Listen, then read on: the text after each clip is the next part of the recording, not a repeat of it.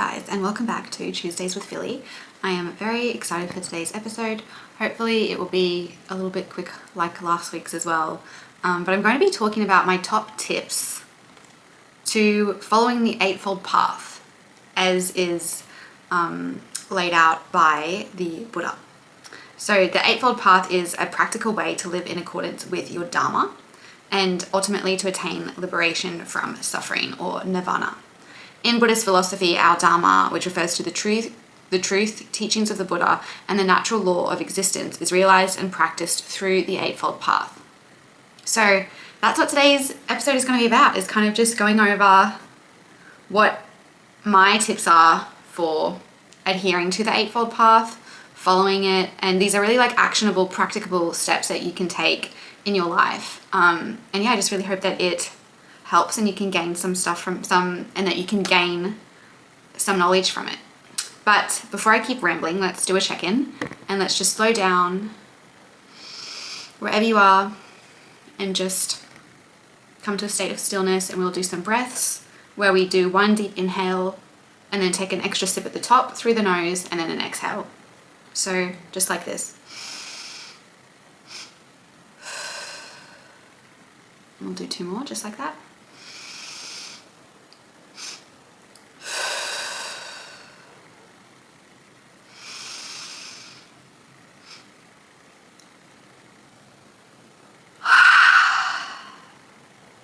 I so needed that. Okay, now, just to give, I guess, a little bit of a summary or some backstory knowledge about this topic. If you're interested in knowing a little bit more about the Four Noble Truths, I do talk about it in this video here, and then I also talk about it in a video where I basically discuss the key learnings that I've acquired through meditation.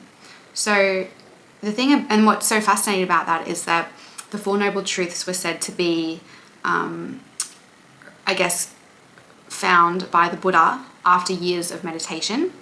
And that's what I think is so fascinating, is that like I was able to come to a realization of some of the key components of the Four Noble Truths through my own meditative practice before I even knew that the Four Noble Truths existed, which is really fascinating. So I think it just goes to show how much of a wonderful tool meditation is for transforming our lives, and really the cascade effects that can flow on from the revelations that we do have while meditating, and the way that that can play out in our everyday lives through our choices and through being mindful and having conscious awareness in our actions.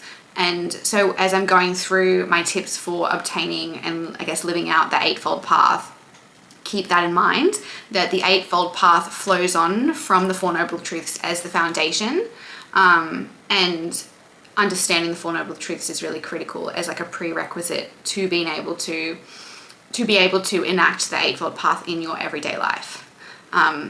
So yeah, I'm really excited to jump into today's episode. The lesson of the week this week is, I'm not going to expand upon it, I'm just going to say it. Usually I do a little bit of a rehashing of it, but for reasons of time and time management, I'm just going to say that the lesson of the week this week is that we need to encourage healthy outlets for anger just as much as we need healthy outlets for love and connection. That's the lesson. That we need healthy outlets for anger just as much as we need healthy outlets for the expression of love and connection. Okay, so moving on to understanding our Dharma and the Eightfold Path. So our Dharma is really our life's calling, and every individual has their own special, unique gifts that they can offer the world. And if you have the opportunity to live a life where you can share your gifts with others and be of service to the world, then you've attained, the ability to live in your Dharma. And to expand on this a little bit more, Dharma in Buddhism refers to the ultimate truth of reality and the way that things are. And it involves the path of righteousness and ethical living aligned with the Four Noble Truths, which again is critical and central to these core teachings of the Buddha, which can guide us to ultimate enlightenment. So in meditating for 7 years straight and coming to the realization that attachment is the root of all suffering, I was able to make gradually, with repeated and consistent meditative practice, because that's the only way that these truths can really set in to our minds, I was able to really make mindful choices and conscious decisions towards reshaping my life as it once was to one where I now feel like I'm very much holistically living and each and every day trying more and more and attaining more and more the Eightfold Path. So I'll quickly go over the different components of the Eightfold Path, and then I'll talk about my actionable steps to, the practical ways that we can really manifest this in our lives. So the path is divided into three key areas.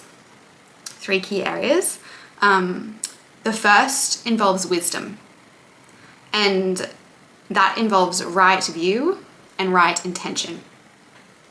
Right view is understanding fundamentally the Four Noble Truths and seeing the way that reality really is, that everything is temporary and that we only have this one life. And this, again, as I've said, is the foundation for all of our actions and our choices. When we understand that everything is temporary and that attachment is the root of all suffering, we can now sow the seeds of gratitude and eternal presence in every waking moment. We then have the second component of wisdom, which is right intention. And this is about cultivating thoughts of compassion, renunciation, and non-harm. So not only do you have the right view of things in the way that you can perceive the world and make choices, but you also act with the right intention, with compassion and with the understanding that non-harm is the most optimal way of being in the world, in all of our decisions and the way that we speak and interact with other people. So that's the first component, is having that wisdom that everything is temporary and approaching all of our choices and our views of the world in that light. And to me, just one of the most easiest things that spring to mind that really epitomize that you're living that in your everyday life is, when you find time to relax or to be out in nature, and instead of rushing about your day, instead of feeling restless because you're not doing or trying to obtain something or trying to achieve something, you simply just be in that moment. You just be present.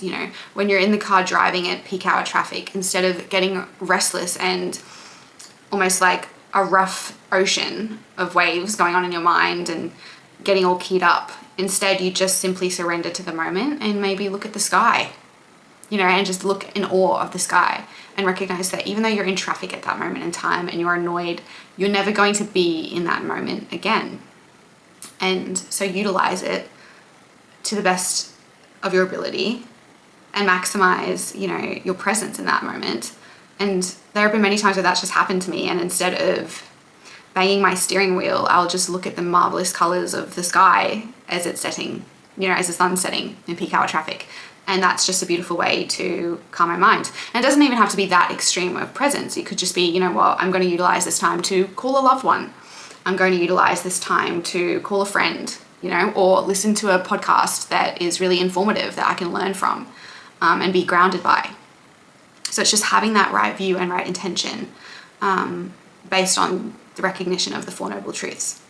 Moving on to the second key area, which is ethical conduct. So this is more so about our actions, speech, and our livelihoods. So the first component of ethical conduct is that right speech, which involves speaking truthfully, kindly, and without harm. Pretty self-evident. And for me, that's meant that where possible, I always strive to tell the truth no matter what, even if the results may be consequential in severing a relationship or may inherently involve uncomfortable conversations. And I think this is so important because the wisdom that we can carry and share when we speak authentically and from a place of truth and right intention, that carries so much power in being able to enact meaningful change towards good, as long as your intention is to communicate rightly and truthfully. So although this may be painful for the recipient of that speech, these conversations that we have and the way that we conduct ourselves verbally can present fertile ground for growth learning and transformation, as long as everyone is mutually willing and open to listen. And when that's not the case, you simply have to surrender and just let that be. Recognizing that nothing is permanent and attachments are the root of suffering, you can detach yourself from that moment and that individual. Recognizing that their response to your speech is inconsequential, and not being attached to their response, right? Not clinging to a particular idea in your head that you're wanting of what you're wanting them to say or act like in response to the conversation. The second component of ethical conduct is right action. And this just means acting morally, not killing, stealing, or harming others. Again, very self-explanatory. But again, I'll dive into some actionable steps that you can take to really feel like you are engaging in right action. The third component is right livelihood, earning a living in an ethical way, avoiding harm to other beings. And yeah, I'll expand on these in a bit as well. And then the third part of the Eightfold Path is mental discipline, or samadhi, which involves right effort, right mindfulness, and right concentration. And right effort involves cultivating positive states of mind and avoiding harmful ones. Again, I'll get into some practicable applications of this. Right mindfulness, being present and aware of your thoughts, feelings, and actions. This has kind of been a central theme. And right concentration, developing deep meditative focus to see reality clearly. And what's beautiful is you can see that this Eightfold Path is like a full circle. It's so beautiful, you know, in the way that it goes from the key aspects of wisdom, ethical conduct, and mental discipline. So wisdom, ethical conduct, and mental discipline it's all connected. So every component is interconnected, and it's just like this circle, right? Going back to the components of mental discipline, and the way that also just like leads back into having right view, right intention, and then that leads into good ethical conduct, and it's just this amazing circle of life. And so it's really wonderful. But let's get into my practicable steps that you can do and you can adopt to transform your life. At least I think so, because they've been pivotal to transforming mine. So the first tip I have is to live each day as if it is your last. And a wonderful exercise that you can do, it's a bit intense, but you know, if you're son of a gun, you might be brave enough to do it, to try this. In living each day as if it is your last, one thing that you can do is either wake up in the morning and journal in response to that prompt. You know, how would you live your day if this is going to be your last day? So you can do that every morning. Or if you don't want to be as physical in enacting this out, you can also just do an exercise where even when you're in bed, let's say you wake up in the morning, just spend 1 minute, even if it's just 1 minute, 2 minutes maybe, lying in bed, thinking and trying to mentalize, how would you live this day if this was your last day? If you were waking up and you knew that it would be your last day ever alive, how would you orient yourself in the world? How would you change the way that you act and show up for others and for yourself if this was your last day alive? How would you choose to spend your time differently and allocate your attention? You know, when you contemplate, not necessarily even meditate on this, when you just mentalize this concept as you start your day, it can really set you up with this profound sense of groundedness and gratitude and presence. So that's my first tip, and I guess that's really central to, you know, the having and cultivating that wisdom to set you up for your day, of having the right view and right intention to be present and to recognize that everything is temporary. Attachment is the root of all suffering. So live your life as if it's going to be your last. So that's my first tip. The second tip is you gotta be a bit more proactive with this. It is to adopt a plant-based or vegetarian diet, or at least make decisions where practicable to reduce your animal intake, and choose plant-based options. And I just think that this is really central to ethical conduct, you know, and the principles of non-harm, not killing. The money that we put into the products that we buy, it has an impact, and it's going towards the suffering of animals and for the vast majority of the population. And yes, a lot of the times we are just I've been guilty of it. We're just unconscious of the things that we are putting in our mouths. And that's just unfortunately the way that our society has been designed, to really force us as humans to remain in this illusion that our actions aren't directly harming animals through what we choose to eat.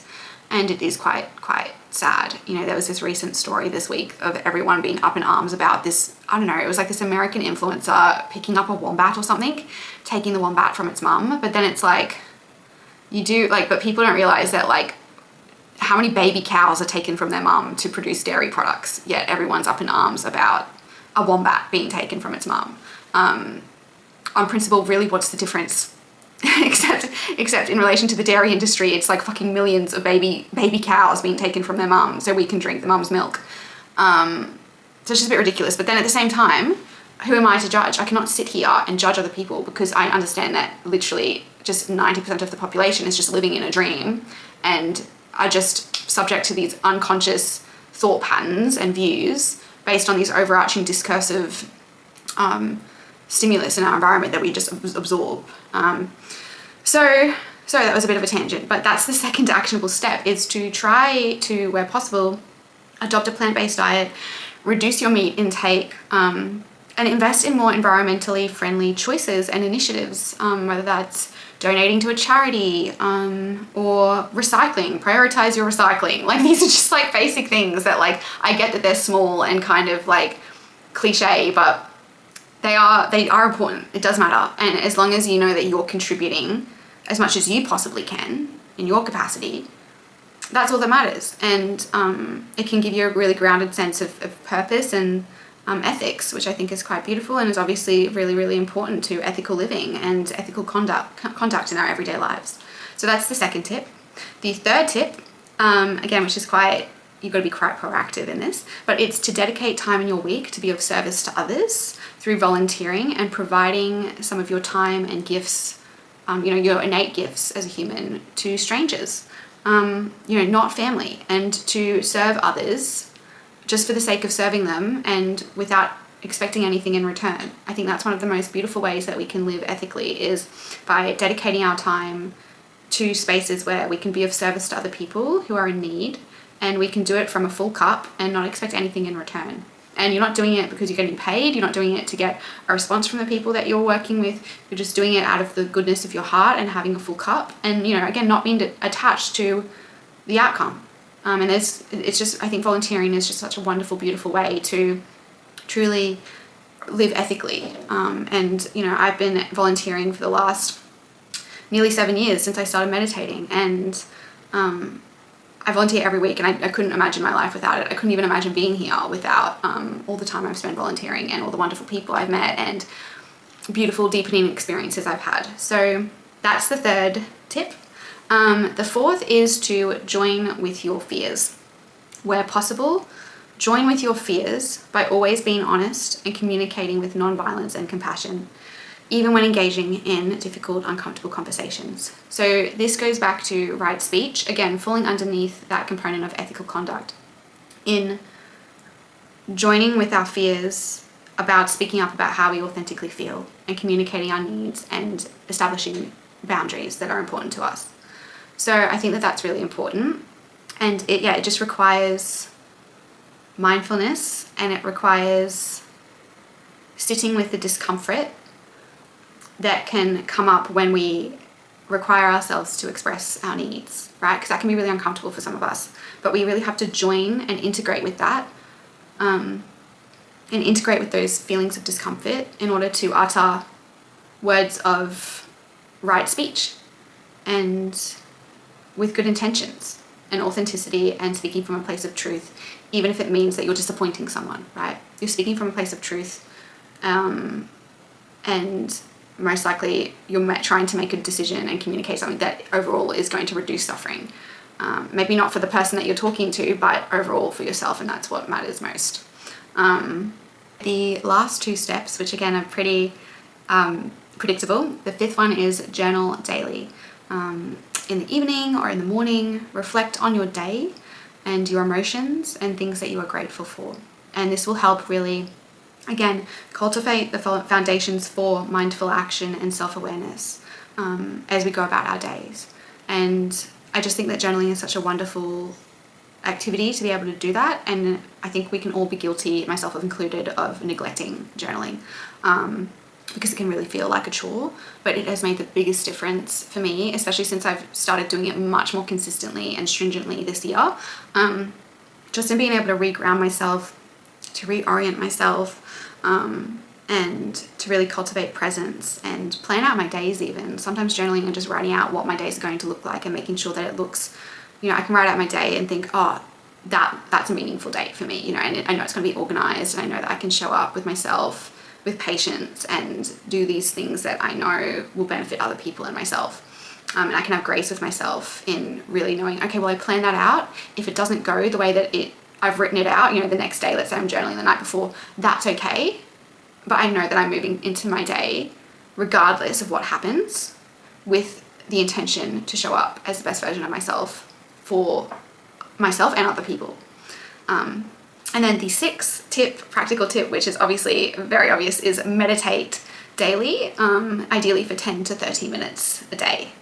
And this will contribute to high levels of mindfulness, so right mindfulness and right concentration.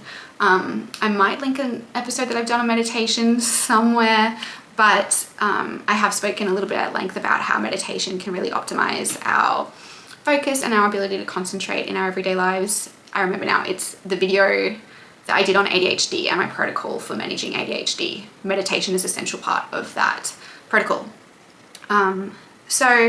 Yeah, and I think that that's just a very obvious actionable step to integrate and an actionable practice that you can integrate into your life. And obviously it's also like inseparable to the Four Noble Truths and the Eightfold Path. So it just comes in, meditation's just in the package. It should just be assumed. But I'll go over now to summarize what my tips were.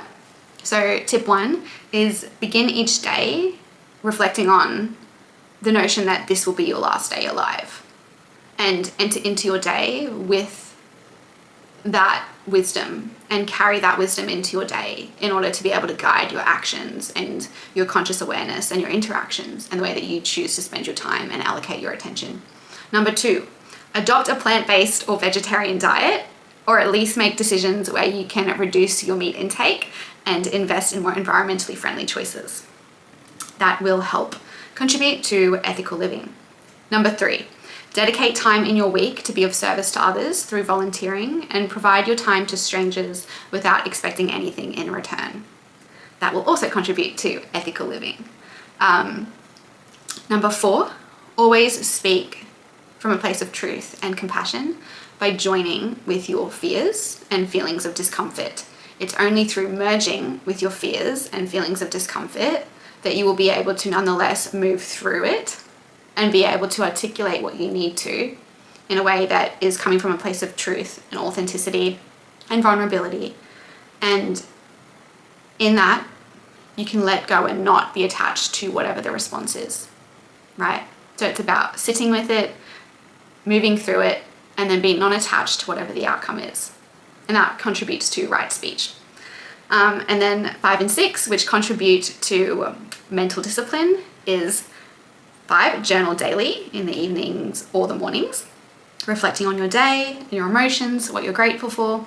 And then the final one, which as I said is assumed, is meditate daily. 10 to 30 minutes a day will do. So yes, those are my 6 tips to follow the Eightfold Path in your life. I hope that you can take I hope that you can take something away from those 6 tips. I hope at least one of them resonates or one of them feels achievable. But yeah, thank you all so much for listening to this week's episode. I'm really excited for next week's. Please let me know if you have any suggestions. And yeah, just thank you so much for showing up if you did, and yeah, dedicating any amount of time to listening to me. All right, I love you all so much, and I will see you on the next video. Bye.